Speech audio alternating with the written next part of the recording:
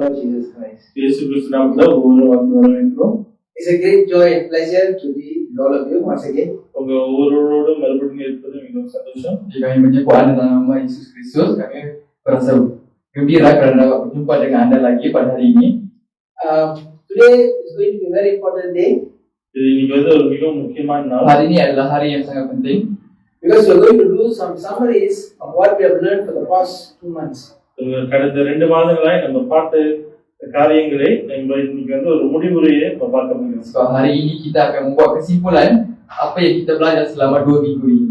Let's arise for the reading of the word from the book of John, chapter 8, verse 32. எழுந்து நின்று இன்னைக்குள்ள வேத வசனத்தை வாசிப்போம். யோவான் 8வது அதிகாரம் 32வது வசனம். Jadi mari kita semua berdiri untuk membaca ayat firman Tuhan daripada buku Yohanes bab 8 ayat 32. Those are reading in English after me, those are reading in Tamil after Pastor Dr. Melvin, those are after Bahasa can follow after Daniel. John chapter 8, verse 32. And ye shall know the truth, Ye shall know the truth, and the truth will set you free. and the truth will set you free. யோவான் 8வது அதிகாரம் 32வது வசனம். சத்தியத்தையும் அறிவீர்கள், சத்தியத்தையும் அறிவீர்கள், சத்தியம் உங்களை சத்தியம் உங்களை விடுதலையாக்கும் என்றார். விடுதலையாக்கும் என்றார்.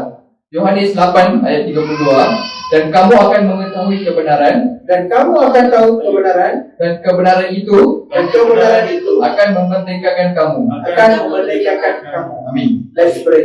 Father, thank you for this time. Holy Spirit, you speak. We want to listen from your voice from heaven. In Jesus' name. Amen. Amin. Please be seated. அமர்ந்து கொள்ளுங்க. Dipersilakan dulu.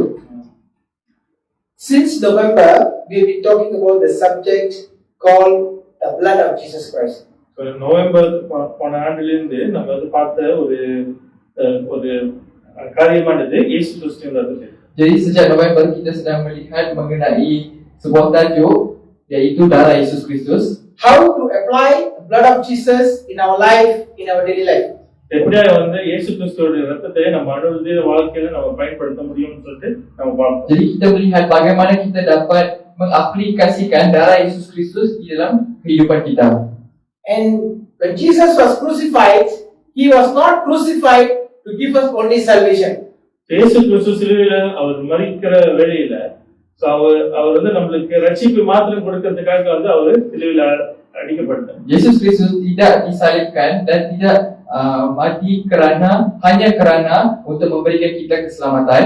But Jesus Christ was died to give you a victorious life on this earth to dominate the kingdom of God in this earth. இயேசு கிறிஸ்து அவருடைய இறப்பின் மூலமா நம்ம பூமியை ஆளத்தக்க ஒரு அதிகாரத்தை நமக்கு கொடுக்க முடிய அவரது காரியத்தை அவர் செய்தார். Tetapi kematian Yesus Kristus adalah sebenarnya bertujuan untuk memberikan kita kemenangan dan penuh kejayaan ketika kita hidup di dalam dunia ini. There are 7 places or 7 parts of the body of Jesus was bleeding before he died. இயேசு கிறிஸ்து மரிக்கிறதுக்கு முன்பாக அவருடைய சரீரத்திலிருந்து 7 பாகத்திலிருந்து ரத்தம் வந்துச்சு. Jadi sebelum Yesus Kristus meninggal, ada 7 bahagian di mana darah Yesus Kristus keluar daripada badannya. The first one was the sweat. Jesus Christ was sweating blood in the Garden of Gethsemane. So முதலாவது அவர் சிந்திய ரத்தமானது கெத்செமனே தோட்டத்துல அவருடைய வேர்வை ரத்தமாய் வந்து வெளியே வந்துச்சு. Jadi tempat yang pertama adalah peluh beliau, di mana peluh beliau bertukar menjadi darah. This blood is actually meant against the accusation that the Satan is bringing against the earth and the creation. So இந்த ரத்தம் எதுக்கு வந்து நம்ம பயன்படுத்துவோம்னா இந்த பிசாசானவன் அவன் வந்து குற்றம் சாட்டுகிறவன் அவன் இந்த பூமியை குறித்தும் படைப்புகளை குறித்தும் குற்றம் சாட்டி கொண்டிருக்கிற அதுக்கு எதிர்மாறாக நம்ம பயன்படுத்துறதுக்கு இந்த ரத்தத்தை பயன்படுத்தும். Jadi darah Yesus Kristus ini yang datang daripada peluh beliau dapat digunakan untuk memusnahkan segala kutukan yang syaitan bawa ke syurga, ke atas manusia dan juga ke atas bumi ini. If you notice, Cain killed Abel. அது தெரியும் காயின் ஆபேலை கொண்டார். Jadi kita semua tahu Kain membunuh Abel. And what happened is the blood from the earth was speaking to God. என்ன நடந்துச்சுன்னா பூமியில இருந்த அந்த அவனுடைய ரத்தமானது தேவனிடத்துல பேசுச்சு. Apa yang berlaku di situ adalah darah Abel bercakap dengan Tuhan. And if you notice throughout after that there's so much of killing and so much of bloodshed. Every time the blood has been shed to the earth will be cursed. So அதுக்கப்புறம் வந்து நம்ம பார்க்கிற வேளையில அநேகர் வந்து ரத்தம் சிந்தி மரித்தாங்க. சோ ஒவ்வொரு வாட்டியும் அந்த ரத்தம் வந்து பூமியில சிந்தப்படுகிற வேளையில அது வந்து பூமிக்கு ஒரு சாபமாய் மாறுகிறது. Dan selepas itu kita dapat lihat di mana ada banyak pembunuhan yang berlaku dan banyak orang terkorban. Maka apabila perkara itu berlaku, maka perkara itu menjadi satu sumpahan buat bumi ini. Even today, you might be asking a question: why there is war in Palestine? Why there is war in so many countries? The war is designed for the bloodshed, for the earth to remain in a curse. இன்னைக்கு வந்து நம்ம வந்து பார்க்க முடியும், பலஸ்தீன் தேசத்துல வந்து யுத்தம் நடக்குது, அநேக தேசங்கள்ல வந்து யுத்தம் நடக்குது. இதுக்கு வந்து என்ன காரணம் சொல்லி நம்ம கேட்டுக்கொண்டிருப்போம். சோ பிசாசானவன் அந்த காரியத்தை ஏன் வந்து அனுமதிக்கிறான்னா, அப்பதான் வந்து ரத்தம் சிந்தப்பட்டு பூமி அது சாபத்திலேயே வந்து இருக்கணும்னு சொல்லிட்டு அவனுடைய திட்டம். Jadi kalau kita tengok kenapa negara seperti negara Palestin dan juga negara-negara lain masih berada di dalam peperangan adalah kerana perkara itu bertujuan untuk bertujuan supaya pertumpahan darah berlaku yang mengakibatkan bumi ini kekal berada di bawah sumpahan. Many of you might ask this question: Pastor, we are praying for Palestine, we are praying for this country, we are praying for this country. Why the war never stop? அநேகர் வந்து கேட்கலாம், முதல்ல நான் வந்து பலஸ்தீன் தேசத்துக்காக ஜெபிக்கிறேன், இந்த தேசங்களுக்காக ஜெபிக்கிறேன், ஏன் வந்து இந்த யுத்தம் வந்து இன்னும் நிறுத்தப்படல? Jadi mungkin ramai antara pendeta berkata, pastor saya berdoa untuk negara orang-orang yang berada di Palestin supaya peperangan ini berakhir. Tetapi kenapa peperangan ini tidak berakhir sampai sekarang? The devil will not allow the war to stop because he needs blood to go on the earth, so the earth will be continually cursed. So பிசாசானவன் அவன் இந்த காரியத்தை அனுமதிக்க மாட்டான். காரணம் அவனுக்கு வேண்டியது வந்து என்னன்னா, ரத்தம் வந்து பூமியில சிந்தப்பட்டு இந்த பூமி சாபத்திலேயே இருக்கணும்னு சொல்லிட்டு அவன் வந்து விருப்பப்படுகிறான். Jadi kenapa perkara ini masih berlaku adalah kerana syaitan tidak akan mengizinkan perkara ini berlaku kerana syaitan memerlukan pertumpahan darah berlaku supaya bumi ini kekal berada di bawah sumpahan. And the word of God says the whole creation and the earth are travailing in pain, in agony because of this blood. வசனம் வந்து என்ன சொல்லுகிறதுனா, இந்த பூமியை வந்து வேதனையிலையும் வழியிலையும் அது வந்து கதறி கொண்டு இருக்குன்னு சொல்லிட்டு வசனம் சொல்லுது. Jadi kita dapat lihat dalam ayat firman Tuhan di mana ada mengatakan bahawa bumi ini dan juga segala makhluk dan ciptaan sedang berada dalam kesakitan dan sedang meraung untuk membebaskan mereka daripada sumpahan. That is why you see flood. That is why you see tornadoes. That is why you see natural disasters. You may say, why God is allowing? God is not allowing it. இது எல்லாம் வந்து பார்க்க முடியும், சுழல் காட்சிகள் பார்க்க முடியும், நிலநடுக்கத்துக்கு வந்து பார்க்க முடியும். இதெல்லாம் வந்து ஏன் வந்து நடக்குது, ஏன் வந்து தேவன் அனுமதிக்கிறான்னு சொல்லி கேட்போம். ஆனா தேவன் அந்த காரியத்தை அனுமதிக்கல. Sebab itu kita dapat melihat banyak banjir yang berlaku, puting beliung yang berlaku dan juga segala bencana alam berlaku. Perkara ini tidak diizinkan oleh Tuhan. So what you should do and what I should do, we should pray using the blood of Jesus that comes from the sweat from the Garden of Gethsemane to replace the blood of the innocent people who died. இன்னைக்கு நம்ம செய்ய வேண்டிய காரியமானது, இயேசு கிறிஸ்து அவர் அந்த கெத்செமனே தோட்டத்துல வேர்வையாய் சிந்தின அந்த ரத்தத்தை வந்து நம்ம பயன்படுத்தி கீழே இப்ப சிந்தப்பட்டு சாபமா இருக்கிற அந்த ரத்தத்தை அது வந்து மாற்றும்படியாக நம்ம இன்னைக்கு ஜெபிக்க வேண்டும். Jadi apa yang kita perlu buat hari ini adalah menggunakan darah Yesus Kristus yang datang daripada peluh beliau untuk menggantikan darah sumpahan yang tertumpah di atas bumi ini supaya bumi ini akan menjadi lebih makmur. If you notice, you take a cup of water or you take a cup of water which is dirty and you start pouring the clean water into the cup, slowly you will find the cup which is with the dirt water will become cleaner and cleaner and cleaner and cleaner. I can demo for you, but I don't have the cup. இன்னைக்கு வந்து ஒரு காலையில அழுக்கு தண்ணி வந்து இருந்து நம்ம சுத்தமான தண்ணியை ஊத்திக்கொண்டே இருந்தோம்னா ஒரு காலகட்டத்துக்கு அப்புறம் அந்த அழுக்கு தண்ணினா வந்து அப்படியே கொஞ்சம் கொஞ்சமா மறைந்து அப்படியே அந்த தண்ணி வந்து சுத்தமா மாறிடும். Jadi sebagai contoh, kalau kita mengambil sebuah gelas penuh dengan air kotor dan kita menuangkan air bersih ke dalam air kotor itu, kita dapat lihat bahawa kotoran itu akan hilang sedikit demi sedikit sehingga kan gelas yang dituang dengan air bersih itu menjadi bersih. You and I are called to call for the blood of Jesus from the Garden of Gethsemane to be poured on the earth, so the earth will be made clear like a clean water. Wow.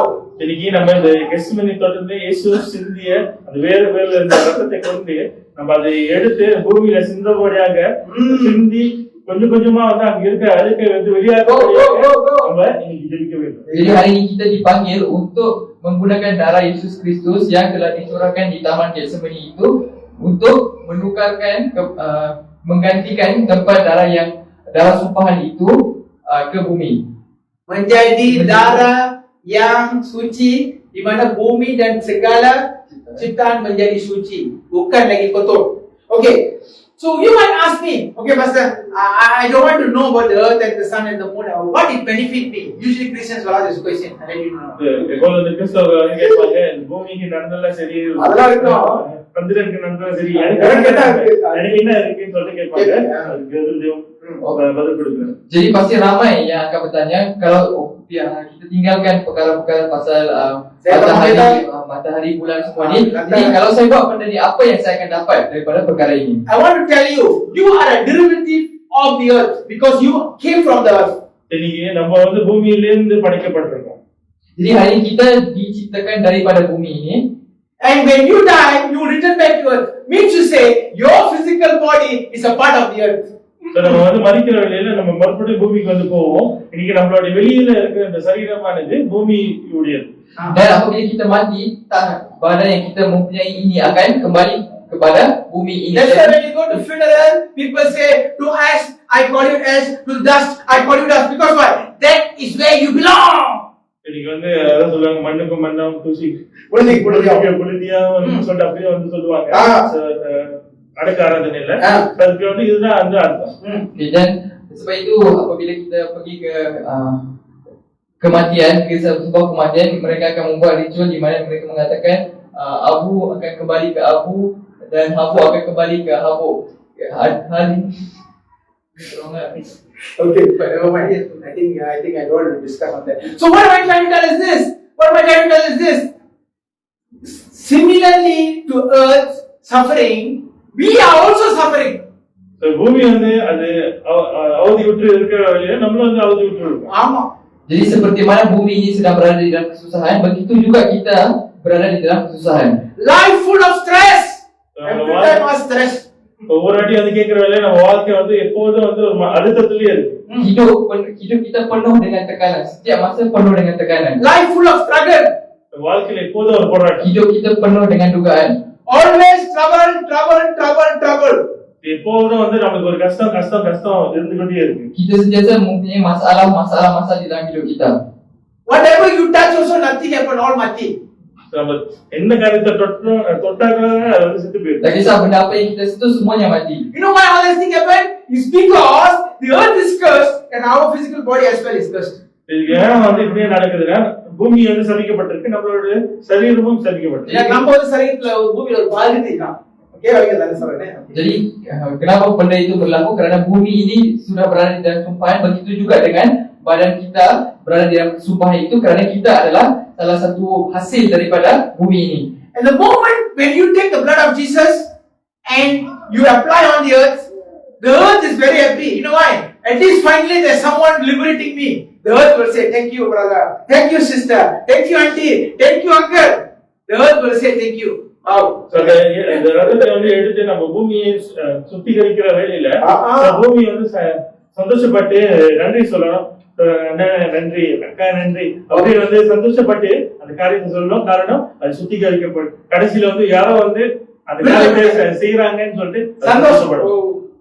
Jadi kenapa dan apabila kita menyucikan bumi ini menggunakan darah Yesus Kristus ini, barulah bumi itu akan berterima kasih kepada kita kerana ada seseorang yang membebaskannya akhirnya membebaskannya daripada sumpahan itu.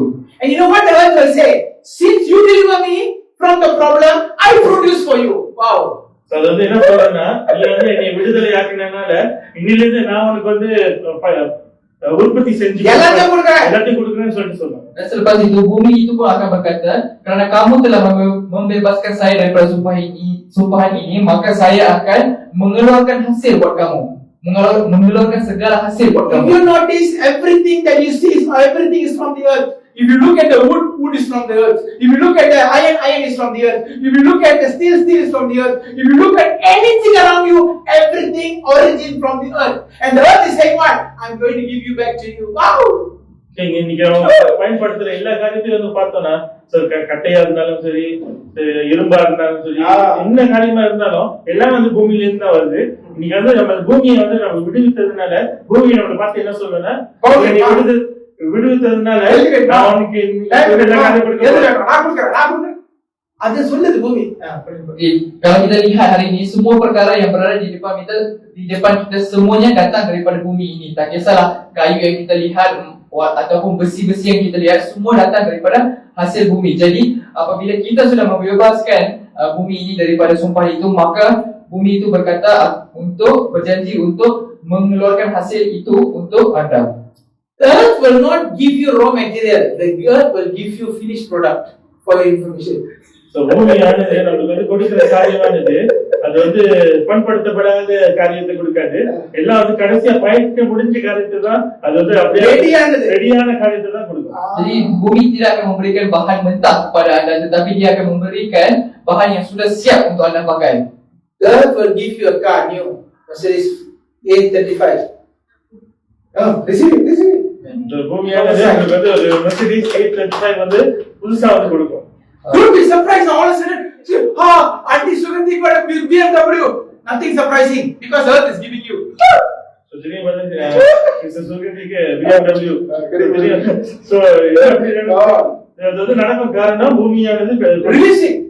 Say thank you. Jadi janganlah anda terkejut jika bumi ini mengeluarkan hasil. Contoh seperti sebuah kereta Mercedes 835 ataupun tiba-tiba kita lihat Kak Sugandhi dapat kereta BMW. Jangan anda terkejut dengan perkara itu kerana bumi itu sedang mengeluarkan hasil kepada beliau. That is the way the earth is saying thank you. அது மூலமா தான் வந்து பூமியானது நன்றி வந்து சொல்லிக்கிறது. Kerana itulah cara bumi berterima kasih kepada anda. Hello, you don't have to work hard for that. Somebody will say, I need to put the seed, I want to wait for 10 years, 15 years, then only the fruit will come. No, that's not what I'm talking about. That's not what about it. This thing comes instant. And the man will be working for 20, 30 years, all of a sudden they say, I cannot sleep if I don't give you the million. So please have it, Sister Ruth Maria, please have it. You must have it. If you don't take it, I cannot sleep. That's how they will say and go. You see, all of a sudden the account got million. Well, Mia. என்ன சொல்லுவாங்க, விதையை வந்து விதைச்சு 10 வருஷம் கழிச்சு அந்த காரியத்தை வந்து கிடைக்கிற மாதிரி வந்து செய்யணும். அப்படி இல்ல, பூமி வந்து கொடுத்தாங்க அது அப்பயே வந்து கிடைக்கும். திடீர்னு பார்த்தா 1 கோடி அக்கௌண்ட்ல இருந்து இருக்கும், ஏதாவது புது காடி வந்து இருக்கும். அப்படியே வந்து அப்பயே வந்து Okey, setengah orang kata kita kena tanam biji benih itu dan kuku lepas 10-15 tahun baru kita boleh makan hasil itu, tapi tidak, benda itu tidak berlaku begitu. Contohlah dia akan membuat, bumi akan membuatkan contoh seseorang itu buat dia tak boleh tidur sehingga kan tiba-tiba transfer ke dalam akaun anda. Contoh Sister Ruth Maja tidur malam, pagi-pagi esok bangun cek akaun, ada 1 juta dalam akaun. Lepas tu beli kereta lah apalah. Jadi pastor cakap jangan larilah, duduk sini, jangan lari daripada sini. Jadi itu cara bumi berterima kasih kepada anda. Today you know why Christians are living in poverty is because they don't know the blood of Jesus. They don't know. ஏன் கிறிஸ்தவர்கள் ஒரு வலிமையில வந்துருக்காங்கன்னா இயேசு கிறிஸ்துவோட ரத்தத்துடைய வல்லமை அவங்க அறியாமல் இருக்காங்க. Jadi hari ini kenapa orang Kristen hidup penuh dengan kegagalan? Kerana mereka tidak tahu mengenai kuasa darah Yesus Kristus ini. Okay, that's point number 1. Point number 2, I'm doing a recapping. Point number 2, the blood of Jesus that came from the cheek.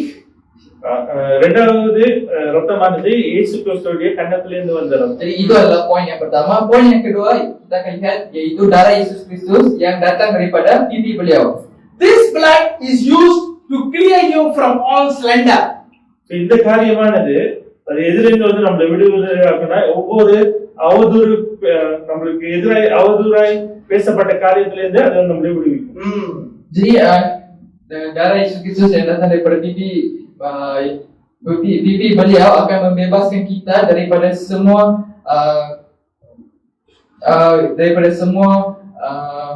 lapas yang buruk ya, ataupun image yang buruk. Slander means people play you out behind your back. They slander you out. They come and tell you, oh this guy bad. this one, this is like that is like that, talk behind you, and all of a sudden they go and talk to your boss, go and tell, this brother, like this, your boss don't know, slander. So slander is an accusation that the devil always brings against you and I. Why? Because he don't want others to bless you. அவதூறுன்னு சொல்ற வேலையில அது வந்து எப்படின்னா நம்மளுக்கு பின்னால வந்து நம்மளை குறித்து மத்தவங்கள்ட்ட வந்து தவறா வந்து பேசுறது, புத்தி விடுறது, அவங்களுக்கு வந்து நம்மளை பத்தி தெரியாது, அதனால வந்து அவங்க அப்படியே நம்பிடுவாங்க. இதுதான் வந்து பிசாசானவன் நம்மளுக்கு எதிராக செய்கிறான். காரணம் நம்ம யாரும் வந்து நம்மளை ஆசீர்வதிக்க கூடாது. Jadi asalnya ni boleh kata seperti tikam belakang lah. Maksudnya dia cakap di belakang kita buat kutukan di belakang kita, cakap buruk pasal kita di belakang kita supaya orang lain tidak akan memberkati kita. So you know what slander is meant for? Slander is not only for people. This slander, the Satan bringing all our wrongdoings to God and trying to say, I need an order, perintah. I need an order from heaven to slander this brother, to slander this sister. You go and request for this. Devil always do that. நம்ம செய்த ஒவ்வொரு தப்புகளை தேவனிடத்துல நீதிமன்றத்துல தேவனை பார்த்து அதோட இந்த மனுஷனுக்கு எதிராக எனக்கு வந்து ஒரு ஒரு சட்டத்தை வந்து நீங்க தாங்க, ஒரு உத்தரவை தாங்க. இந்த உத்தரவை வந்து எதுக்குன்னா நான் வந்து அவதூறாய் நான் வந்து பேசுறதுக்கு எனக்கு வந்து அந்த உத்தரவை தாங்கன்னு சொல்லிட்டு பிசாசானவன் நம்ம செய்யற ஒவ்வொரு காரியத்திலிருந்தும் அவர் தேவன் இடத்துல கேட்பான். Jadi syaitan akan membawa semua perkara-perkara buruk yang kita lakukan, semua amalan buruk yang kita lakukan, dan bawa perkara itu pergi kepada Tuhan dan mengutuk kita di sana dan meminta kepada Tuhan untuk mengeluarkan perintah supaya dia dapat tikam belakang kita dan memusnahkan hidup kita, image kita di bumi ini. Okay, so how many of you have gone through this experience? You do so many good things to them, all of a sudden they're talking back about you at your back. எத்தனை பேர் வந்து இப்படிப்பட்ட அனுபவத்தை கடந்து போயிருக்கீங்க? நீங்க அவங்களுக்கு வந்து எல்லாமே நல்ல சிறந்ததா செய்வீங்க. சொல்ல முடியாது, தமிழ்ல மெசேஜ்ல இருக்கேன். Jadi berapa orang yang pernah alami situasi ini di mana anda akan berusaha dan menolong mereka daripada segala jiwa dan raga kita untuk seseorang tu, untuk pekerjaan, untuk bantu orang tu untuk bekerja di bawah seseorang itu, tetapi last sekali dia akan tikam belakang kita. Ada, Besa? You know why that thing happens? Because you don't know that the blood of Jesus from your cheek you're supposed to use. When you use that blood of God from his cheek in heaven, say God cancel all slander. You know what happened? The application of the devil will be cancelled. Nobody can speak anything bad against you. Everybody's mouth will be zipped. இது வந்து ஏன் வந்து நடந்துச்சுன்னா நம்ம இயேசுடைய கன்னத்திலிருந்து வந்த அந்த ரத்தத்தை குறித்து நம்ம அறியாமல் இருந்தோம். அதை அறிந்திருந்தோம்னா நம்ம அதை கொண்டு நம்ம ஜெபித்து ஆண்டவரே இந்த ரத்தத்தை கொண்டு எனக்கு அவதூறாய் பேசப்பட்ட எல்லா காரியத்தையும் கேன்சல் பண்ணுங்க சொல்ற வேலையில பிசாசு கொண்டு போன அந்த கோரிக்கை அங்க வந்து நிராகரிக்கப்படும். Jadi kenapa perkara ini berlaku di dalam hidup kita adalah kerana kita tidak tahu mengenai darah Yesus Kristus yang datang daripada pipi beliau dan tidak memakai perkara itu di dalam kehidupan kita. Jika kita menggunakan perkara itu, maka syaitan akan dan mereka tidak dikeluarkan. Mereka untuk memalukan kita tidak dikeluarkan oleh mahkamah syurga. Ingat, segala perkara yang berlaku pada kita sebenarnya telah diutuskan di mahkamah syurga. Tak datang tanpa kebenaran. Understand what I'm saying? I'm telling you a little bit to explain. So what am I saying? If you are receiving somebody slandering against you, don't get angry with the brother or sister. Please. நீங்க நம்மளை குறித்து யாராவது எந்த மனுஷனாவது அவதூறாய் பேசினாங்கன்னா அவங்களை குறித்து நீங்க கோபப்பட வேண்டாம். Jadi kalau ada siapa yang bercakap buruk pasal kita di belakang kita, jangan kita marah dekat dia. What you do? You go to your prayer room, you go to your prayer altar, you cancel that order. In Jesus' name, I'm cancelling slander about this brother is talking about me. In Jesus' name, you see what happened. நம்ம செய்ய வேண்டிய காரியமானது நம்ம ஜெப பலிபீடத்துக்கு போயிட்டு இயேசு கிறிஸ்து நாமத்தினால இயேசு ரத்தத்தினால இந்த அவதூறை நான் வந்து ரத்து பண்றேன்னு சொல்லிட்டு நம்ம ஜெபிக்கிற வேளையில அந்த காரியங்கள் நமக்கு எதிரே வராது. Tapi apa yang kita perlu buat adalah membawa perkara itu ke mesbah kita, berdoa mengenai perkara itu, kata dekat Tuhan, Tuhan ada lelaki yang cakap buruk mengenai saya, jadi saya meminta Tolong Datuk batalkan. untuk tolong membatalkan perintah ini daripada mahkamah syurga Di atas nama si di atas nama You know what lelaki. God will do? God will make them come to you and ask for sorry. அதுக்கப்புறம் வந்து தேவன் வந்து என்ன செய்வார்? Receive it. அந்த மனுஷன் வந்து மறுபடியும் நம்மள்ட்ட வந்து மன்னிப்பு கேட்க வைப்பார். Dan apa Tuhan akan buat adalah Tuhan akan memastikan orang yang cakap buruk itu datang kepada kita dan meminta maaf dekat kita. கைகளை தட்டி பெற்றுக்கொள்ளுங்கள். Most of you are wounded. Most of you are wounded because why? You don't know and you are telling, oh, that brother did it, that sister did it, that uncle did it. No. God will not make them sleep until they come and say, Brother Melvin, I'm sorry. I made something wrong. அவன் எப்போது வந்து சொல்லுவான், இந்த மனுஷன் வந்து செஞ்சது, இந்த மனுஷன் செஞ்சாங்க. ஆனா வந்து இப்படியே வந்து நம்ம படிப்பிடத்துல வந்து செய்கிற வேலையில தேவன் வந்து அந்த மனுஷன் வந்து தூங்க விட மாட்டாரு. அவன் வந்து மன்னிப்பு கேட்கிற வரைக்கும். Okey, jadi kalau kita melakukan perkara ini, selalu kita akan cakap macam mana? Kita akan kata, oh, saudara ni buat macam ni dekat saya, buat macam tu dekat saya. Tetapi kita tidak ambil serius mengenai perkara itu. Tetapi apabila kita mengamalkan benda ni, Tuhan akan pastikan orang yang cakap buruk pasal kita, Tuhan akan bagi dia tidur Sampai dia datang dan minta maaf. dekat I can kita. show you proof from the Bible. You know what God did? God made Pharaoh and his official to come back to Moses and Aaron and say, Aaron, I sin against you, I sin against God. Please forgive me. Until then, God never let go. வேதத்துல வந்து இந்த உதாரணத்தை வந்து பார்க்க முடியும். எப்படியா வந்து பார்வோவும் அவனுடைய அதிகாரிகளும் மோசே இடத்துல வந்து அவன் வந்து மன்னிப்பு கேட்கிறாங்க உடல. தயவு செய்து மன்னித்துருங்கன்னு சொல்லிட்டு கேட்டு போற வரைக்கும் அவர் தேவன் வந்து அவங்க வந்து தூங்க விடல.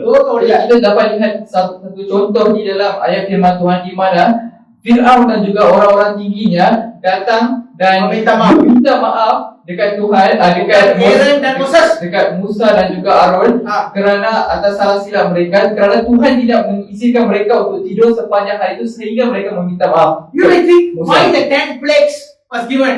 Somebody asking, Pastor, why give 10? Why never give 9? Why never give 6? Why never give 12? Somebody was asking me this. I said, son, it's not about the numbers. It's until they repent. அநேக வந்து இந்த கேள்வி ஏன் வந்து 10 வாதைகளை ஏன் வந்து 12 கொடுக்கலீங்க?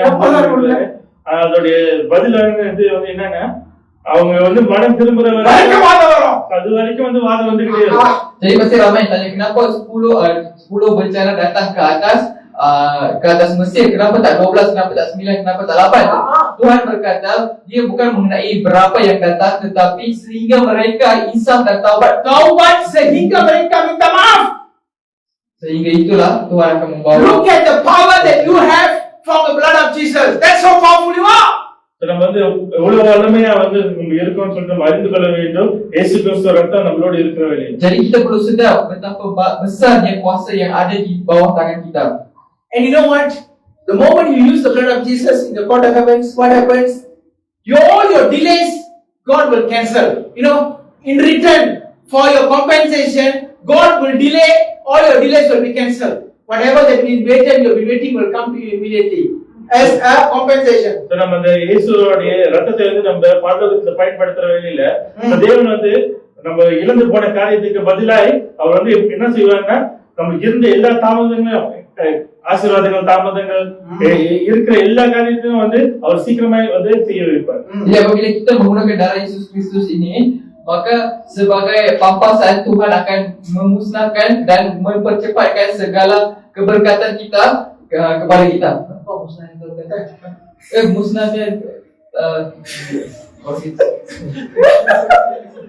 apa yang saya bercakap begini?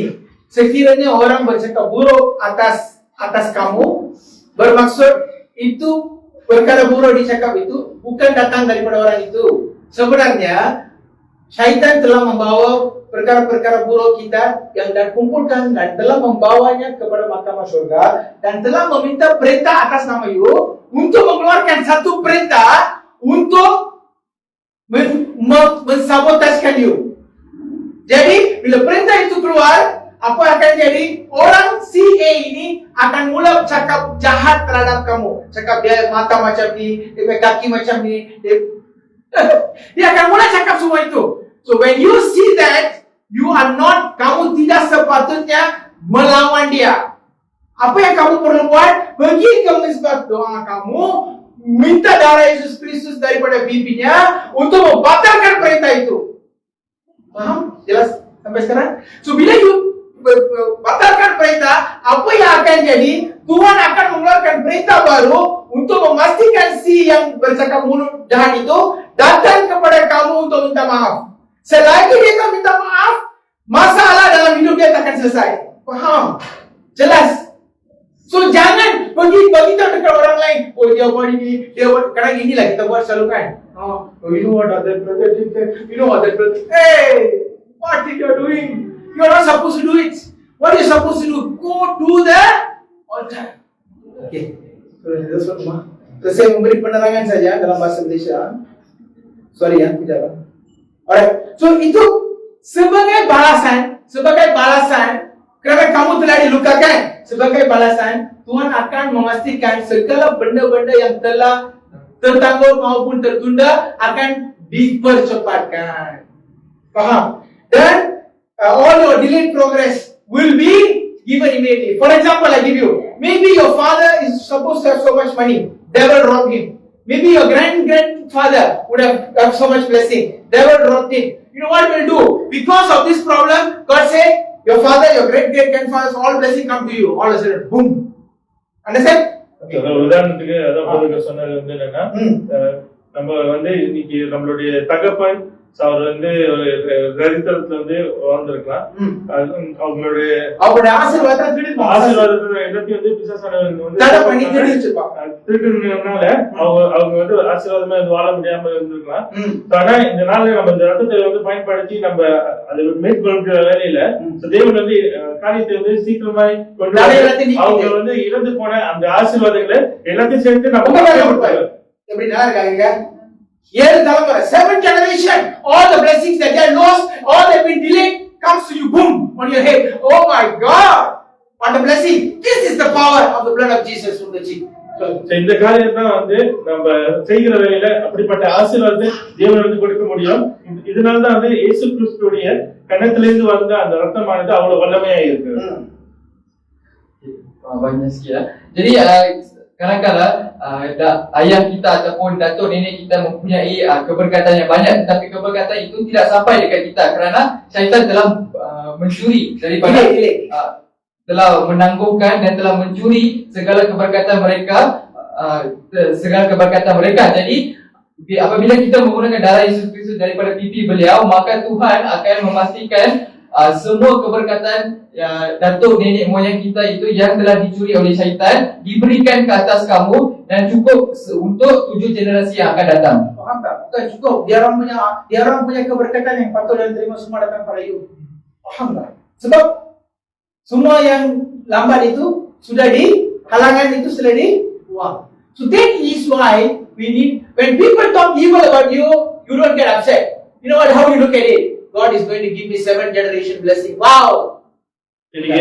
ஒருத்தர் வந்து அவங்க குறித்து அவங்களா பேசுற வேலையில நம்ம வந்து கவலைப்பட வேண்டாம். அவங்க எப்படி வந்து யோசிக்க ஆரம்பிச்சோம்னா 7 தலைமுறையோட ஆசீர்வாதத்தை அப்படி யோசிக்கணும். அதை விட்டுட்டோம் பாசரம் சொல்லிட்டோம் என்ன சொல்லிட்டு இருக்கீங்க. Jadi apabila ada seseorang yang cakap buruk mengenai kita, janganlah pula kita sedih mengenai perkara itu, tetapi kita perlu beranggapan bahawa disebabkan dia bercakap sebegitu, maka Tuhan akan memberikan anda keberkatan untuk 7 generasi di atas kepala anda. Faham? Ada faham? Jelas kan? Okay. So kamu tidak boleh bersedih dan bercakap, kenapalah orang semua cakap jahat pasal saya. Bila orang cakap jahat, ingat sebegini, 7 generasi punya harta akan masuk ke heaven account. Terima kasih Yesus. Terima kasih Yesus. That's how you must think about it. That is why Jesus was so smart. When he was on the cross, you know what he said? Father, forgive them, for they did not know what they do. You think Jesus don't know? Jesus know they did it on purpose. But yet, that word bring an authority and inheritance to Jesus Christ. அதான் வந்து நம்ம பார்க்கறதுல இயேசு கிறிஸ்து அவர் வந்து மிகவும் புத்திசாலியா சிலுவையில இருந்து மரிக்கிற வேளையில அவர் வந்து என்ன சொன்னாங்கன்னா, தேவனே இவங்களை மன்னியும், இவங்க செய்கிறது வந்து அறியாமல் இருக்காங்க. கண்டிப்பா வந்து அவருக்கு தெரிஞ்சிருக்கும். அவங்க வந்து தெரிஞ்சுதான் செய்யறாங்க. இருந்தாலும் அவர் வந்து அப்படியே வந்து சொன்னதுனால அவர் வந்து பெற்ற அந்த வல்லமை, அந்த உயர்வு, அந்த ஆசீர்வாதம் அவ்வளவு பெருசா இருந்தது. Understand? Correct?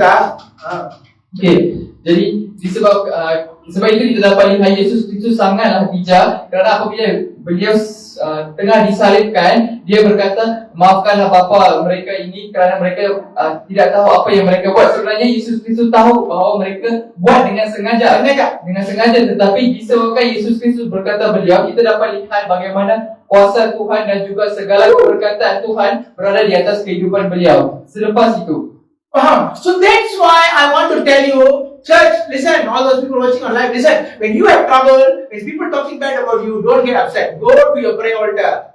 Tell God, now I'm in serious business. You know what business? Somebody, you look at that fellow talking slander about me. I want a cancellation for that. And I want my sevenfold return come back. In Jesus' name. Then you come out smiling. That's all. Done. அப்படியே வந்து ஒரு மனுஷன் வந்து நம்ம குறித்து அவதூறா பேசுற வழியில நம்ம செய்ய வேண்டியது வந்து என்னன்னா, நம்ம ஒண்ணுமே அந்த மனுஷன்கிட்ட பேசாத படிக்கு வந்து நம்மளோட ஜெப பலிபீடத்துக்கு போயிட்டு தேவன் இடத்துல பார்த்து என்ன சொல்லணும்னா, தேவனே பாருங்க அந்த மனுஷன் வந்து இப்படியே வந்து பேசுகிறார், பேசின ஒவ்வொரு அவதூறுகளும் உங்களுடைய இயேசு ரத்தத்தினால நான் அதை வந்து ரத்து பண்ணிக்கிறேன். இந்த வேலையில எனக்கு 7 தலைமுறைகளுடைய ஆசீர்வாதத்தை நீ கொடுத்ததற்காக நன்றின்னு சொல்லிட்டு வெளியே சந்தோஷமா வெளியே திருப்பி சொன்னா திருப்பி செய்யுங்க. செஞ்சீங்க பாருங்க, நீங்க பாருங்க என்ன நடக்குது. That is what God is trying to tell you. Jadi sebab itu jangan anda bersedih jika ada seseorang bercakap buruk kepada anda, kerana setiap kali mereka bercakap sedemikian, anda perlu bawa perkara itu masuk ke mezbah doa anda dan bercakap doa, Tuhan, si A ini sedang bercakap buruk mengenai saya mengenai perkara-perkara ini, maka saya izinkan saya untuk menggunakan darah Yesus Kristus yang datang daripada pipi beliau untuk memusnahkan perkara ini dan berikanlah saya harta untuk 7 generasi itu ke atas kehidupan saya. Jadi selepas kita buat itu, kita perlu keluar daripada mezbah kita dengan hati yang gembira. Kalau dibuat sekali lagi, kita buat lagi. Kita kalau dibuat lagi, doa lagi. That's power. So if someone is talking or slandering behind your back, so what you need to do? So you need to not to approach the person, but what you need to do? You need to go to your prayer altar. Tell God, you see this person is talking, is slandering behind me. So what you need to do? God, I am asking your blood from the cheek to cancel all the slander, and I want to receive all the 7 generation blessing now. So and you just come out of the prayer altar. If the person keep on doing, so you keep on doing the same thing until you get the answer. Understand? So from today, don't get upset. Okay? Understand?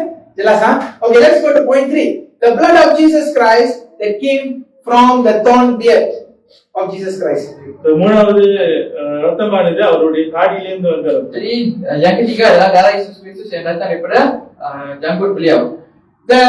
The blood that came from the thorn beard of Jesus is actually meant for you to remove the shame on your life or the wrong image of your life. இந்த ரத்தமானது அது வந்து எதுக்கு பயன்படுத்தோம்னா, நம்ம வாழ்க்கையில இருக்கிற ஒவ்வொரு வெக்கத்துக்குரிய காரியங்கள் மற்றும் நம்மளுடைய நம்மளோட வாழ்க்கையில ஒரு வெக்கத்துக்கு தந்துக்கிற ஒரு காரியங்கள், நம்ம சங்கடமான நிலையில வைக்கிற காரியத்துல இருந்து நம்மளை விடுவிக்க முடியாது. Okey, jadi darah Yesus Kristus yang datang daripada janggut beliau bertujuan untuk menghilangkan segala perasaan malu di dalam hidup kita dan segala momen-momen yang memalukan kita. You may ask me, Pastor, what's the difference between the cheek and the beard? Just now you say the cheek is the perception, right? Perception on people's mind. The beard is not about perception. The beard is about your physical appearance. நம்ம வந்து கேட்கலாம், இயேசுடைய கண்ணத்திலிருந்து வந்த அந்த ரத்தத்துக்கும் தாடியிலிருந்து வந்த ரத்தத்துக்கும் என்ன வித்தியாசம் சொல்லிட்டு நம்ம கேட்கலாம். முதல்ல நம்ம பார்த்த காரியங்கள் வந்து நம்மளுக்கு குறித்து பேசப்பட்ட காரியங்கள், மூலையில வந்து நம்மளுக்கு பதிவாக இருக்கிற காரியங்கள். இப்போது நம்ம பார்க்கிற காரியமானது நம்மளோட சரீரபூர்வமான வெட்கத்துக்குரிய காரியங்கள். Okey, jadi pasti ramai akan bertanya apa yang beza darah Yesus Kristus yang datang daripada janggut beliau dan juga daripada pipi beliau. Jadi darah Yesus Kristus yang datang daripada pipi beliau adalah mengenai tanggapan orang mengenai kita, dan juga perkara itu berlaku di dalam fikiran kita. Tetapi darah Yesus Kristus yang datang daripada janggut beliau sebenarnya adalah untuk memalukan fizikal badan kita.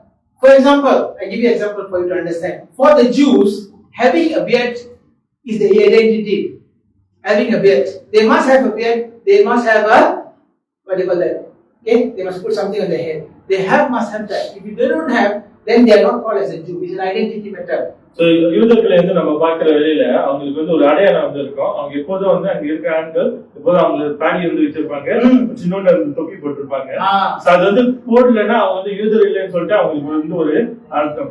Jadi sebab kalau kita lihat orang-orang Yahudi, bagi mereka kita boleh lihat bahawa janggut mereka sangatlah tebal dan sangatlah besar, dan juga seiringan dengan itu mereka akan memakai satu topi kecil ke atas kepalanya, kerana dua benda itu adalah identiti buat mereka. If you are a son of so and so, you must look like the father, right? Then only it's okay, right? If you look like different, then something is wrong.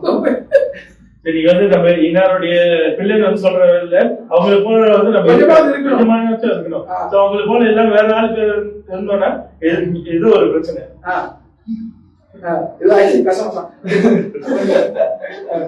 Jadi hari ini kalau seseorang itu adalah anak kepada seseorang, pastinya lah anak itu tu perlu ada rupa, iras muka kepada ayahnya. Jika anak itu tidak mempunyai iras kepada bapaknya, mesti ada sesuatu yang bermasalah di situ. Faham? So what the devil is trying to do is, the devil is trying to tell you are not like Jesus. You are not Jesus' son. You are somebody else's son. He is making you to feel like an orphan.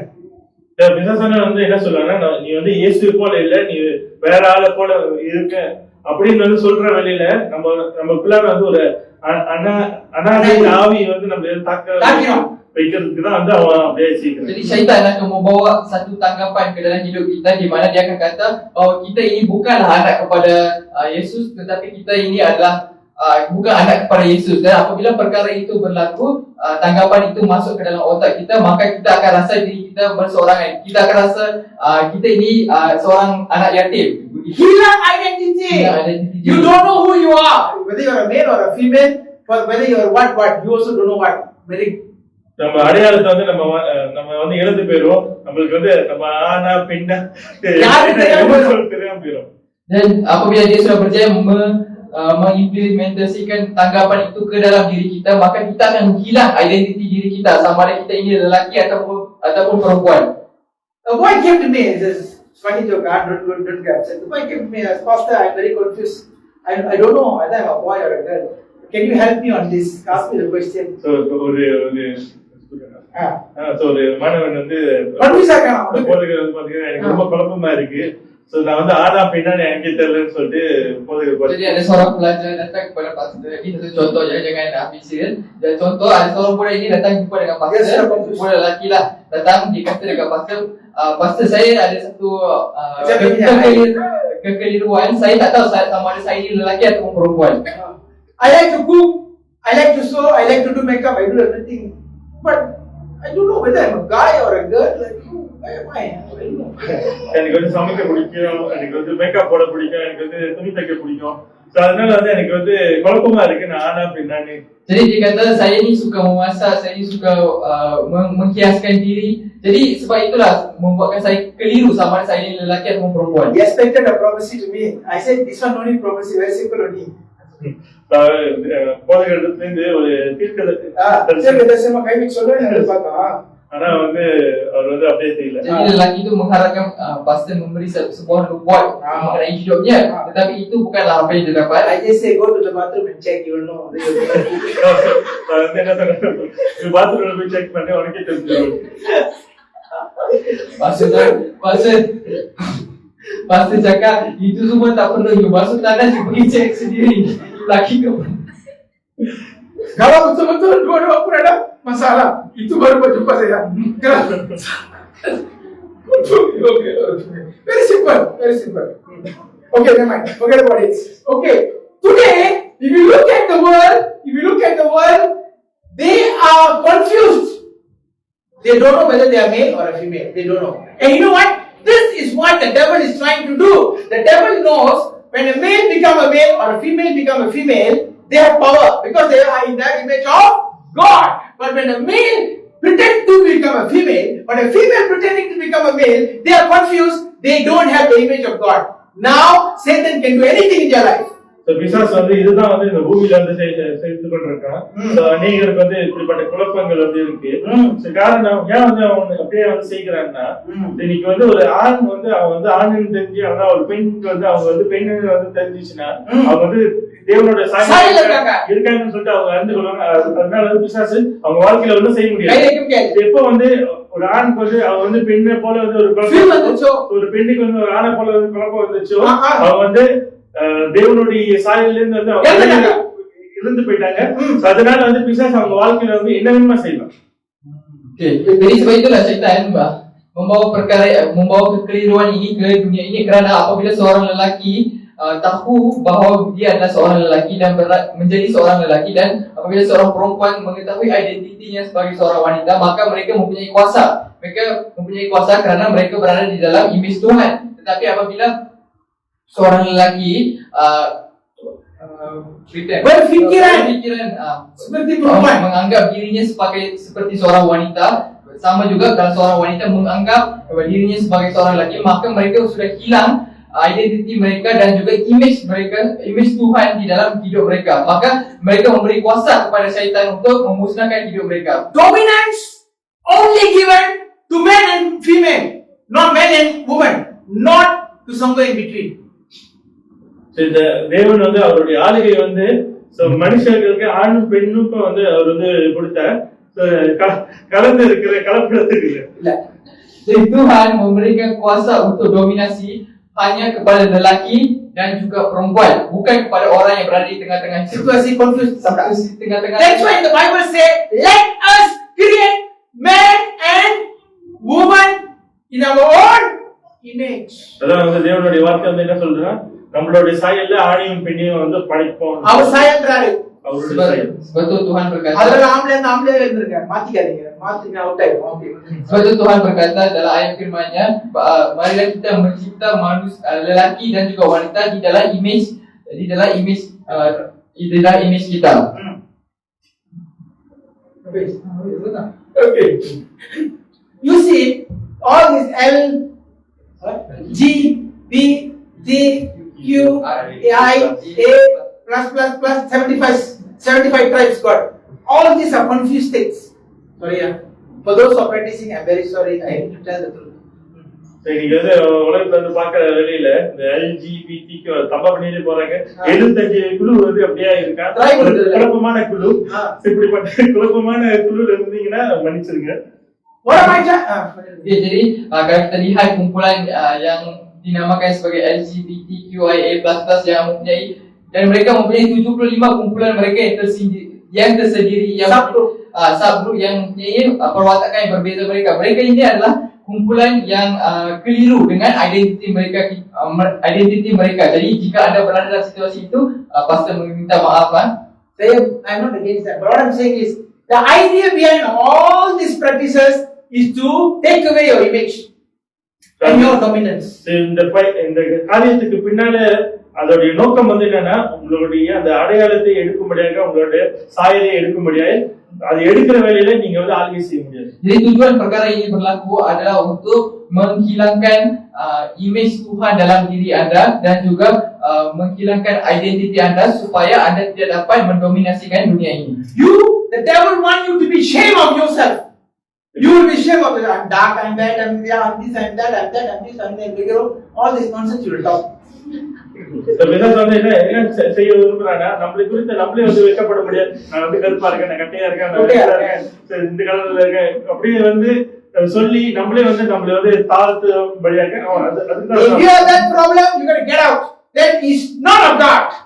அப்படிப்பட்ட ஒரு காரியத்துல நம்ம மாட்டிக்கொண்டிருந்தோம்னா நம்ம வெளியாகணும். காரணம் அது தேவனுடைய இடத்துல இருந்து வரல. Jadi syaitan sebenarnya nak memalukan kita, nak kita merendah-rendahkan diri kita dengan mengatakan diri kita ni hitam lah, putih lah, negro lah, itulah, inilah, supaya kita merendahkan diri kita, supaya kita tak rasa berpuas hati dengan pemberian Tuhan ini. Barang sesiapa yang rasa rendah diri maupun tak puas hati, kamu ada masalah, kamu perlu taubat hari ini. Tell God, God, I'm sorry for thinking that I'm dark. I had that problem before, but I repented. No, you must repent. இன்னைக்கு நம்ம மனம் திரும்ப வேண்டும். Jadi hari ini kita perlu bertaubat jika kita mempunyai pikiran yang sebegitu. So the idea behind is you want to bring you shame and embarrassment. அதோடைய நோக்கம் வந்து என்னன்னா நம்ம வந்து ஒரு வெட்கத்துக்குள்ள நம்ம நம்ம நம்ம வாழ்க்கையில வந்து ஒரு சங்கடமான நிலை வந்து இருக்கணும்னு சொல்லி அவன் வந்து சுத்தமாயிருக்கான். And the idea behind is he wants to make you feel that you are orphan and you don't have a father. That's all. அவனுடைய நோக்கமானது நம்ம வந்து ஒரு அனாதை போல வந்து இருக்கிறோம். நீங்க அனாதை நீங்க நம்பணும். நம்ம நம்பணும். அது நமக்கு வந்து தகப்பன் இல்லைன்னு சொல்லிட்டு நம்பணும். அந்த கருத்தை செய்யும். Syaitan nak memalukan kita dan juga membawa perasaan malu di dalam diri kita. Dan yang kedua adalah untuk memastikan kita ini rasa diri kita seperti seorang anak yatim yang tidak mempunyai bapa. So what do? You go to your prayer altar, you tell God, God, let the blood of Jesus that came from the dead speak on my behalf. Let the blood speak on my behalf. I want the spirit of adoption that can call you Abba Father.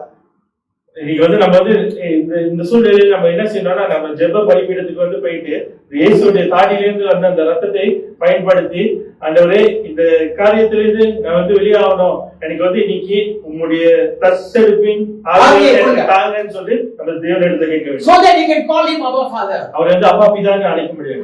Okay, jadi sejak hari ini, mulai hari ini kita perlu jika kita berada dalam situasi ini, kita perlu meminta darah Yesus Kristus yang datang daripada janggut beliau untuk bercakap bagi pihak kita supaya kita tidak berasa seperti seorang anak yatim, dan suruhlah Tuhan untuk memberikan kita kuasa untuk memanggilnya Abba, untuk memanggilnya sebagai Abba. When you call God as Abba, you know what God will say? You're my son. Understand? அப்பா பிதான்னு தேவனை வந்து அழைக்கிறவங்க அவர் வந்து என்ன சொல்றாருன்னா நீ என் மகன். Dan apabila kita memanggil Tuhan sebagai Abba, maka Tuhan akan menganggap bahawa kita adalah Bukan anggap, dia akan cakap kamu adalah anak saya. Tapi kamu kena mula panggil dia Abba dulu. நம்ம முதல்ல வந்து அப்பா பிதான்னு கூப்பிட வேண்டும். Tapi sebelum itu kita perlu memanggil Tuhan sebagai Abba. Okay, I'll give an example. Let's say the brother maybe is a doctor or a lawyer or an engineer. All of a sudden he was promoted to become a parliament menteri of parliament, become YB, Dato Sri, Tan Sri, all Sri. What will the children call him? Question. நீங்க வந்து அவங்க வந்து ஒரு நபர் அவங்க வந்து டாக்டரா இருக்கலாம், மத்த Any job lah. ஏதோ ஒரு வேலை வந்து செய்து கொண்டிருக்கவே இல்லை. திடீர்னு வந்து அவங்களுக்கு வந்து ஒரு பதவி உயர் வந்து கிடைச்சி அவங்க வந்து YBI தத்தோஸ்ரீ அப்படியே வந்து மாறினாங்கன்னா அவங்க பிள்ளைகள் வந்து எப்படி கூப்பிடும்? அந்த மெடிசன் வந்து எப்படி கூப்பிடும்? Jadi contohlah ada seseorang ini tak kisahlah dia kerja doktor ke engineer ke, tiba-tiba satu hari dia diberikan pangkat Dato Sri ke Tan Sri ke Dato ke, segala pangkat lah yang dia boleh diberikan kepada beliau. Jadi apa anaknya akan memanggil lelaki itu? The son or the daughter will still call him father. The son will not call Dato Sri, Tan Sri, or the wife say Tan Sri, Dato Sri. They won't call. Father is always a father. Means to say what?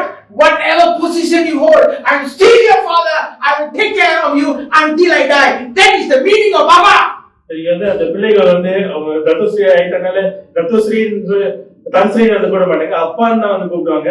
அதே போல இந்த நாள் தேவன் நமக்கு எப்போதும் வந்து நம்மளுக்கு தகப்பனா இருக்கிறார், அப்பாவா இருக்கிறார். அதனால வந்து அவர் நம்மளுடைய தேவைகள் எல்லாத்தையும் வந்து சந்திப்பார் சொல்லிட்டு அவர் தேவன் சொல்கிறார். Jadi disebabkan itu, anak mereka dan juga isteri mereka takkan memanggil suami ataupun ayahnya sebagai Datuk Seri ataupun Tan Sri. Pastinya mereka akan memanggilnya sebagai ayah juga. Samalah seperti bapa di surga juga, dia adalah bapa kita, dan apabila kita memanggilnya sebagai bapa, walaupun apa jawatan yang kita ada, itu tidak mengubahkan situasi di situ kerana dia sentiasalah ayah kepada kita, iaitu Abba kita. When they call you father, the daughter can call anytime. 3 o'clock, 4 o'clock, 5 o'clock, 6 o'clock. You call, the father must pick up. You prime minister, put prime minister lah. You are my father. நீங்க வந்து நம்ம எந்த நேரத்துல விடிய காலையில 3 மணிக்கு கால் பண்ணோம், உடனே பிக் அப் பண்ணுவோம். இல்லைன்னு சொல்லிட்டு நம்ம பிக் அப் பண்ணோம். அதே போல தேவனும் நம்ம எந்த நேரத்துல நம்ம எந்த பதவியில இருந்தாலும், நம்ம பிரைம் மினிஸ்டரா இருந்தா கூட அழைக்கிற வேலையில தேவன் வந்து அந்த நம்மளோட கால் எடுப்பாரு. Okay, jadi tak kisahlah kita ni ada jawatan apa sekalipun, jika Bila seorang anak kamu anak, memanggil. seorang anak memanggil ayahnya, maka ayahnya akan mengangkat call itu, akan menjawab call itu, kerana lelaki itu adalah ayah kepadanya. Tak kisahlah kalau lelaki itu adalah Perdana Menteri ke, raja ke apa ke, kalau anaknya panggil, pasti dia akan angkat call itu. Sama seperti Tuhan, di mana apabila tak kisahlah jawatan apa yang kita ada, apabila kita panggil Tuhan, Tuhan pasti akan menjawab kita, tak kisah pukul berapa sekalipun. The blood of Jesus from the beard give you the title of calling your Abba Father as Father. இன்னைக்கு நம்ம இயேசுடைய தாடியிலிருந்து வந்த ரத்தமானது நம்மளுக்கு என்ன காரியத்தை வந்து கொடுத்திருக்குன்னா, தேவனே பரலோக தந்தையே நம்ம அப்பா பிதா என்று அழைக்கும்படியா அந்த Title ba? அந்த Top title. பதவியை வந்து கொடுத்திருக்கு. Jadi darah Yesus Kristus yang datang daripada janggut beliau ini sebenarnya memberikan kita kuasa untuk memanggil Bapa di surga sebagai Abba, sebagai Bapa kita, dan memberikan kita pangkat untuk memanggil Tuhan sebagai Bapa kita.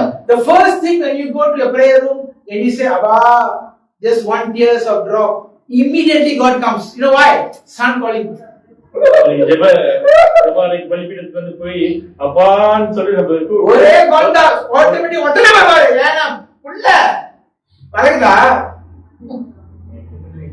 Jadi hari ini kalau kita pergi ke mezbah doa dan kita panggil Tuhan, kita panggil Abba begitu, maka Tuhan terus akan turun dan berjumpa dengan kita, kerana Tuhan menganggap bahawa anak saya sedang panggil saya, jadi saya akan turun untuk mendengarnya. God will not say, put appointment 10 o'clock, I will come. No appointment, immediate. And this is why many husbands are being destroyed by the devil. You know why? Through divorce. You know why they want to go for divorce? Either the wife died or whether they go for another woman. It's not about another woman. It's just they want the children to feel that I don't have a father.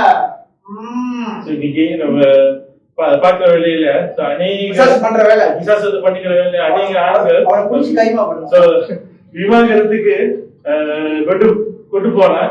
அவன் ஏன் கொண்டு போறான்? அதனால தான். நம்ம வந்து கொண்டு போற காரணமானது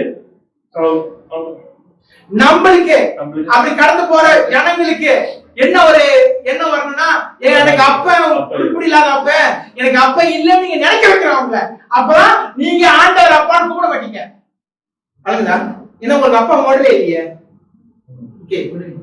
Jadi sebab itulah kalau kita lihat syaitan suka untuk memusnahkan kehidupan para suami, untuk membawa mereka ke perceraian, untuk perceraian ataupun apa-apa situasi lain untuk lelaki, kerana hari ini untuk memastikan anaknya, untuk untuk membuat anaknya rasa bahawa mereka tidak mempunyai bapa yang baik yang menjadikan model. Apabila benda itu berlaku, barulah anak itu tidak akan memanggil Tuhan sebagai bapanya. Understand? And this is why many divorces. If you notice now today in this world, there are so many divorces. The divorces is not meant because the woman is pretty or about money. It's about destroying the father identity in the life of the children. சரி, பாத்தீங்கன்னா உலகத்துல அநேக விவாகரத்துக்கு நடக்குது. அது வந்து காசுனால இல்ல, மனைவி வந்து அழகா இல்ல, அதனால இல்ல. இன்னைக்கு அதோட காரணமே வந்து என்னன்னா, அந்த பிள்ளைகளுடைய அவங்க வந்து பாதிக்கப்பட்டு அவங்க வந்து ஒரு அனாதையை போல வந்து நினைக்கணும்னு சொல்லிட்டு தான் வந்து இப்படிப்பட்ட விவாதத்துக்குள்ள வந்து அநேக வாழ பண்றாங்க. Jadi sebab itulah banyak kes perceraian yang berlaku di dalam dunia ini. Hal ini kerana untuk memusnahkan kehidupan anak-anak dan membuatkan mereka rasa diri mereka seperti anak yatim. And God is telling to you today, if you are in such a situation today, probably you don't have a good father, you don't have a good role model. God says, I am your father. இன்னைக்கு இப்படிப்பட்ட சூழ்நிலையில நம்ம வந்து இருந்தோம்னா, நம்மளுக்கு வந்து நம்ம முன்பாக வந்து பார்க்க முடியாது ஒரு தகப்பனோட ஸ்தானத்துல வந்து யாரும் இல்ல, அந்த சாயல்ல வந்து யாரும் இல்லைன்னா, இன்னைக்கு தேவன் வந்து நம்மளை பார்த்து என்ன சொல்றாருன்னா, நான் உனக்கு வந்து அப்பா பிதாவா இருக்கிறேன். I am your father. I will take care of you. நான் வந்து உனக்கு தேவன் சொல்லுங்க. Jadi hari ini kalau kita berada di dalam situasi itu, maka hari ini kita perlu sedar bahawa Tuhan ada untuk menjadi bapa kepada anda, dan Tuhan akan menjadi bapa anda. Jadi anda perlu Bukan akan menjadi, Tuhan memberitahu dia adalah bapa kamu. Tolong tinggalkan apa yang you fikir pasal bapa di bumi ini. Sayalah bapa kamu dan saya akan jaga kamu sampai kamu berjaya. Amen. Di sini, understand what I'm saying? Sorry, I need to be more clear. Okay, that was 1.1, 1.2, and 0.3. Today the last one is 0.4. We are coming to the point. I don't know what I'm talking about. Alright. And the fourth point is the blood of Jesus that came from the crown of Jesus Christ. நான்காவது ரத்தமானது இயேசு கிறிஸ்துவினுடைய முழு கிரீடத்திலிருந்து வந்த ரத்தம். Jadi poin yang keempat adalah darah Yesus Kristus yang datang daripada mahkota duri beliau. We've been talking this for a long time, almost a month. இந்த காரியத்தை குறித்து நம்ம ஏற்கனவே ஒரு மாதம் தான் வந்து நம்ம பார்த்தோம். Kita membicarakan mengenai perkara ini selama sebulan yang lepas. What was the accusation that this blood is handling? என்ன மாதிரி குற்றச்சாட்டை இந்த ரத்தமானது இன்னைக்கு தீர்வுக்கு கொண்டு வருகிறது? Jadi kutukan yang macam mana yang darah ini dapat selesaikan?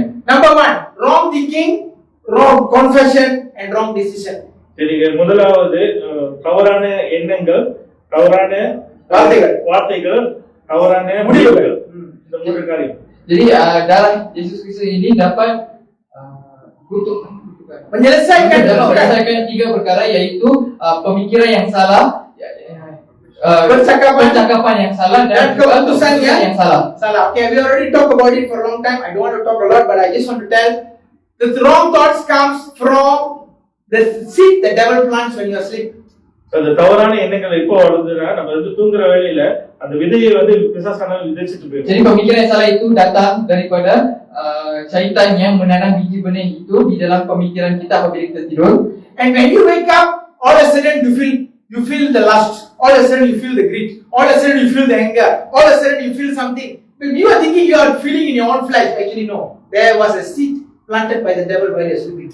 நம்ம வந்து தூங்கி எழுச்ச பிறகு நம்ம திடீர்னு பார்த்தா நம்மளுக்கு வந்து ஒரு இச்சை வந்து ஒரு ஆசை இருக்கும், திடீர்னு பார்த்தா நம்மளுக்கு வந்து ஒரு பேராசை இருக்கும், கோபம் வந்து திடீர்னு வரும். நம்ம வந்து நம்ம என்ன யோசிப்போம், இது வந்து நம்மளோட அப்படி வருதுன்னு சொல்லி நம்ம யோசிச்சுட்டு இருக்கோம். அது வந்து அப்படியே இல்ல, பிசாசானவன் அது விதைச்சிட்டு போயிருக்கோம். Dan contohlah apabila kita bangun tiba-tiba kita rasa bernafsu untuk melakukan sesuatu.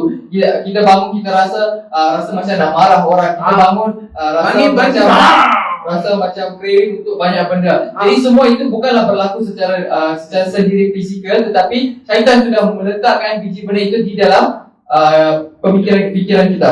Apabila kita tidur. So what we should do? You early in the morning, you wake up, you read the Bible, you take the Bible verse, you confess. நம்ம செய்ய வேண்டியது வந்து என்னன்னா, நம்ம காலையில இருந்து வேத வார்த்தையை வந்து நம்ம எடுத்து அந்த வார்த்தையை நம்ம அறிக்கை செய்ய ஆரம்பிக்கணும். Jadi apa yang kita perlu buat adalah kita perlu bangun pada awal pagi, membaca ayat firman Tuhan dan menggunakan ayat firman Tuhan itu untuk dan lafazkan itu. So that is why you must read Bible. அதனாலதான் வந்து நம்ம வேதத்தை Jadi வாசிக்கணும். sebab itu kita perlu membaca ayat firman Tuhan. Because the seed of the devil can be only replaced with a good seed. You cannot pull the old seed, you replace with a good seed. நம்ம அந்த பிசாசு விதைத்த விதையை நம்ம வந்து எடுத்து போட முடியாது, அதை வந்து நம்ம மாற்ற முடியும். எப்படி வந்து மாற்றணும்னா நல்ல விதையை கொண்டுதான் அதை மாற்ற வேண்டும். Jadi benih yang syaitan tanam itu tidak dapat dibuang, maka kita boleh menggantikan benih yang syaitan tanam itu dengan benih yang baik, iaitu daripada ayat firman Tuhan. That is why every day, one verse you must memorize and you must speak from your speaking. For greater than he that is in me, that is the word. For greater than he that is in me, that is the word. For greater than you keep speaking until that seed grows. அதனாலதான் வந்து நம்ம இந்த வார்த்தையை அனுதினம் வந்து பெற்று அது மறுபடியும் சொல்லி அப்படியே இறங்கணும் உலகத்துல இருக்கிற காட்டில எண்ணில இருக்க சொல்லி அதாவது இந்த விதை வந்து வளர்ந்து அவ்வளவு வரைக்கும் செய்ய வேண்டும். Jadi sebab itulah kita perlu bangun setiap pagi dan mendapatkan ayat itu dan lafazkan ayat itu setiap hari sehingga benih itu menjadi tumbuh dan menjadi sebuah pokok. You must use this kind of word. Because the Lord is I am that I am. I am also like him. கர்த்தர் இருக்கிறவராய் இருக்கிறபடியால் நானும் அவனமாவே இருக்கிறேன். Kerana Tuhan seperti saya pun seperti dia. Cakap banyak kali, 50 kali, 30 kali, 100 kali. Bila kita tengok wanita, kita suka. Kenapa? Sebab badannya nampak macam Tuhan Yesus. Mana boleh Tuhan Yesus buat benda jahat dengan perempuan? Tak boleh. That is how you use the word. I don't know how to explain.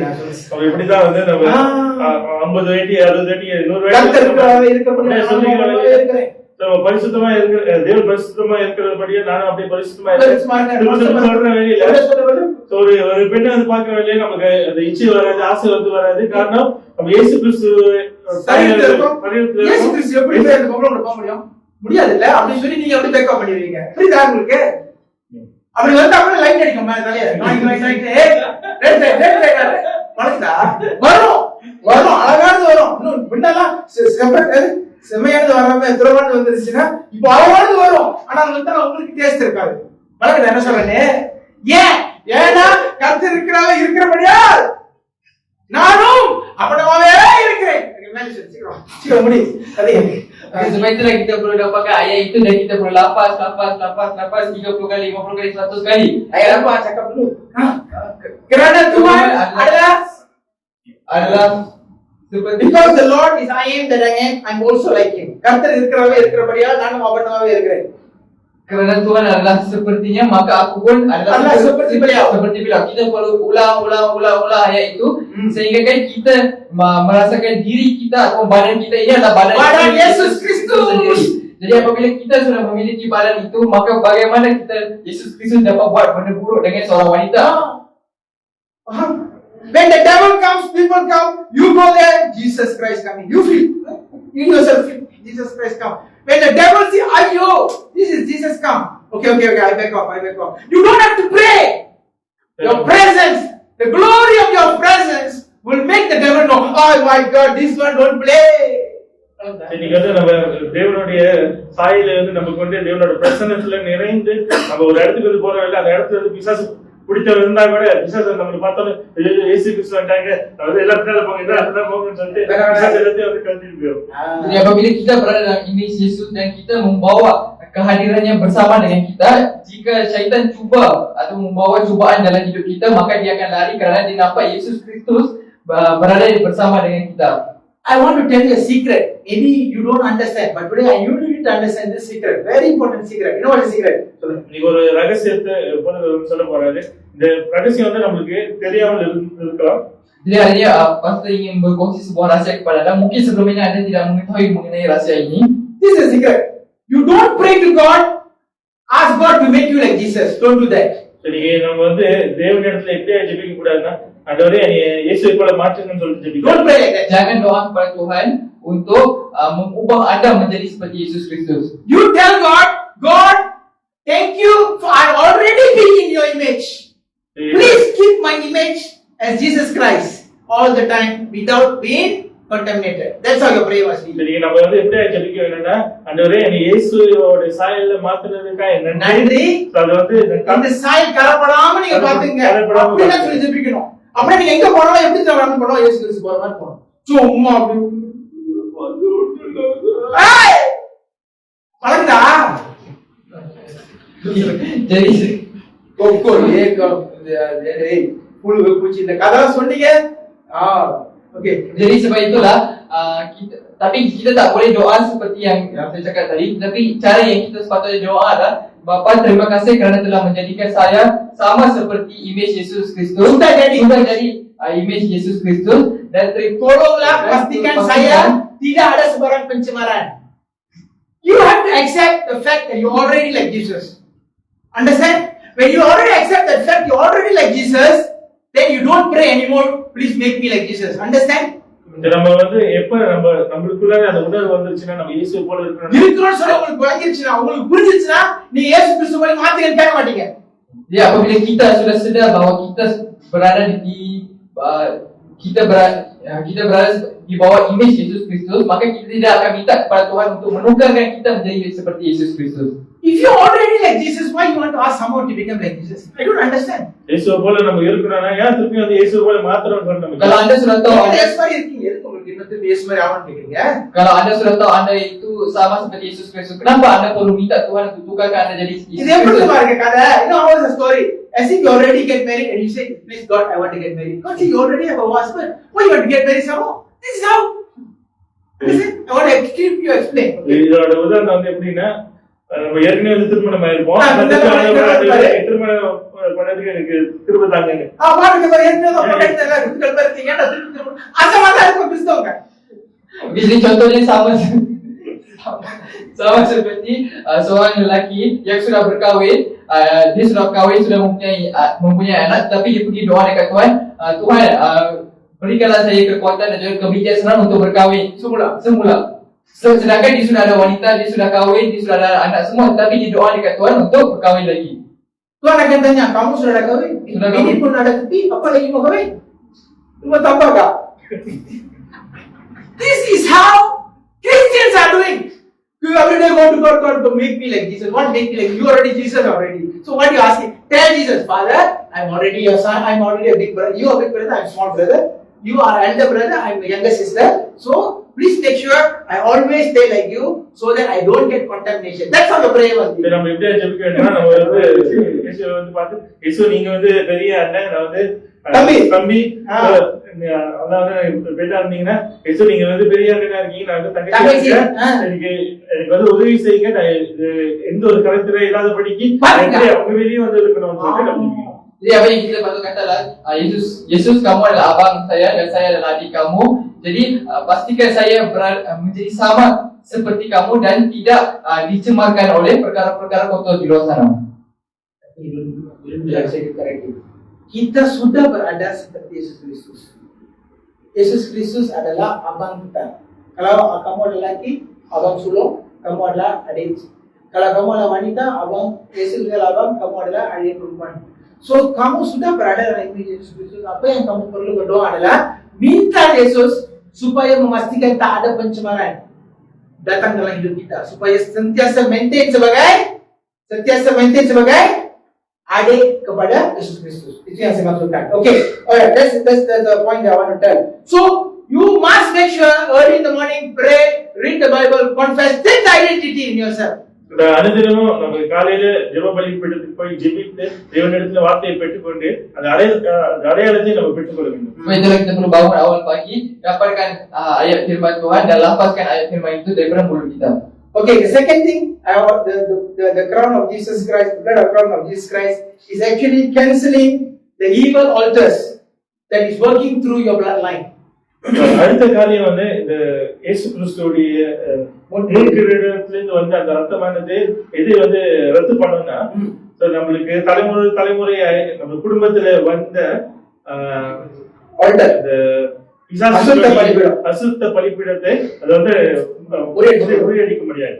Jadi yang kedua, tujuan darah Yesus Kristus yang datang daripada mahkota duri beliau adalah untuk memusnahkan segala mesbah jahat yang datang daripada secara turun-temurun daripada datuk nenek moyang kita. So how you are going to handle this is you make sure in your home there is a prayer altar.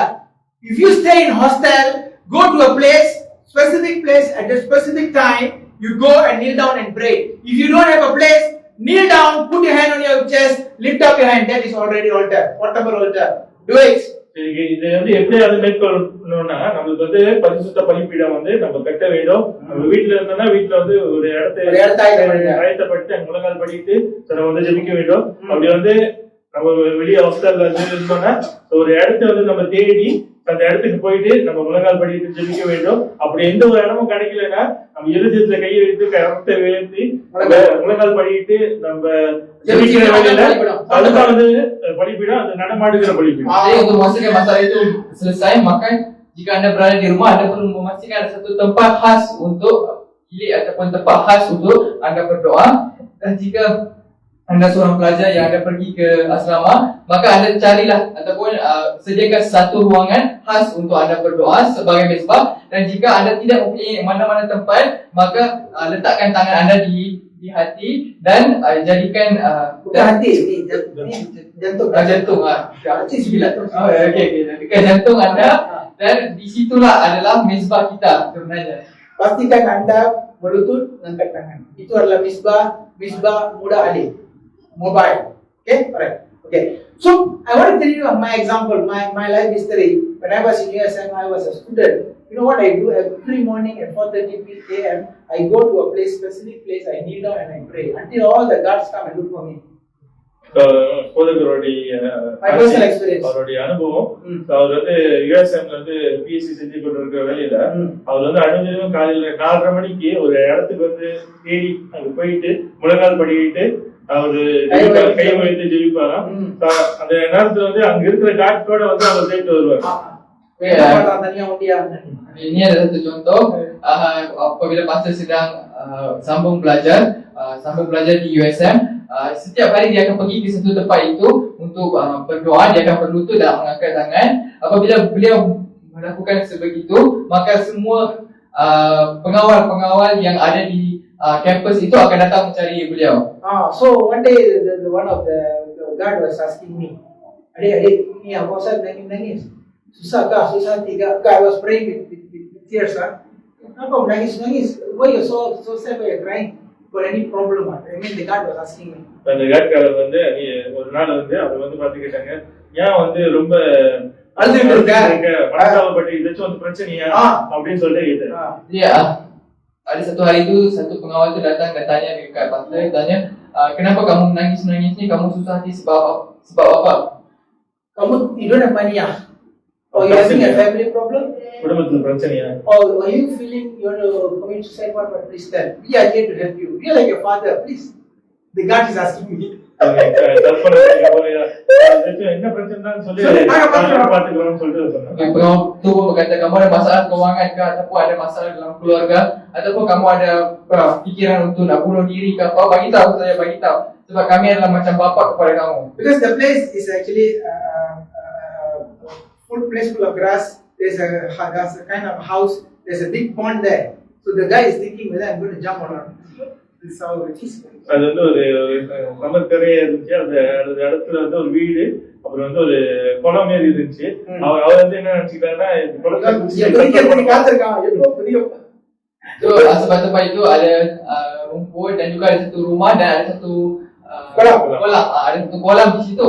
Jadi pengawal tu ingat mungkin dia ni nak terjun masuk dalam kolam tu kot. Bila dia nak terjun, itulah yang berada dalam pemikiran dia. So I have to tell them, bukan begitu tuan, bukan. Saya sebenarnya berdoa. First time I was so surprised to see Christians are praying. Betul ke orang doa? Tahu saya dia tak doa langsung. Hari-hari saya doa betul. That question shook me, from inside. வந்து என்ன செய்யறேன்னு கேட்கிற வேலையில போதும் சொன்னேன், நான் வந்து ஜெபிக்கிறேன். அவரு ஆச்சரியத்துல, நீங்களா ஜெபிப்பீங்களா? கிறிஸ்தவங்களா ஜெபிப்பாங்களா? ஞாயிற்றுக்கிழமை மட்டும் தான் ஜெபிப்பாங்க அப்படின்னு சொல்லிட்டு எனக்கு தெரியும். அந்த கேள்வி வந்து போதைகளுக்கு வந்து ஒரு ஆட்டம். Jadi apabila pengawal itu tanya, so when the guard came and asked pastor, so pastor said that he was praying at that moment, and then the guard was so shocked because as he know that Christians don't pray on normal daily basis. They only pray on Sunday only. So it shook to them and also to pastor. And the next question was very nice. Why are you praying here? That was the question. அடுத்த கேள்வி வந்து அவர் கேட்டது, ஏன் இந்த இடத்துல ஜெபிச்சுக்கிட்டு? Dan setelah ditanya, kenapa kamu berdoa dekat sini? I told them, you have a nice surau. I don't have place. Please pity on me. The guy almost like want to cry. வந்து சொன்னா, உனக்கு சூறா வந்து இருக்கு ஜெபிக்க, எனக்கு சூறா இன்னைக்கு சேர்ச்சு கூட இல்லைங்க, ஜெபம் பண்ணதுக்கு தான் நீங்க உட்கார்ந்திருக்கேன், எனக்கு திரும்ப கொடுங்கன்னு சொன்னா, அந்த கேள்வி வந்து அவருக்கு வந்து கண்ணு கலங்க. நம்ம நாயகரங்களுக்கு சுறா இருக்கு, தமிழ் கிறிஸ்தவங்களுக்கு சுறா இல்லைன்னு சொல்லி அவர் யோசிக்க ஆரம்பிச்சிட்டான். Jadi apabila bertanya sedemikian, pastor pun cakap, oh untuk kamu semua kamu ada surau, ada surau untuk berdoa, tapi untuk saya apa tempat yang saya ada untuk berdoa? Lepas dia cakap macam tu, pengawal tu pun rasa sedih, dia pun merasa macam nak nangis dah. Sebab dia said, then all you go and tell all his friends, then every time I go, they will not disturb me. They say this boy is praying. Look, you can even bring salvation even in your student. Don't come and tell me all the time go KKK, 1K you're talking. All KK will go to the hell. Sorry, I'm not against KK. I am against the system of the priority unto God.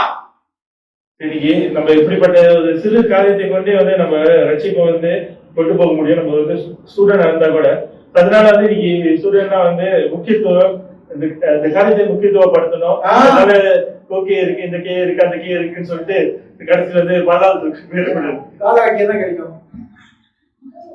The priority very important. Jadi apa yang Pastor cuba nak sampaikan adalah keutamaan anda untuk berdoa itu tiada. Apabila keutamaan itu tiada, tak kisahlah. Sebagai seorang pelajar pun anda boleh membawa keselamatan, boleh memberitakan kabar baik kepada orang lain. Jangan kita bagi alasan kita ada co-curriculum dan ada perkara-perkara lain. Sedangkan apabila kita tidak mengutamakan Tuhan, perkara itu akan membawa kita pergi ke neraka.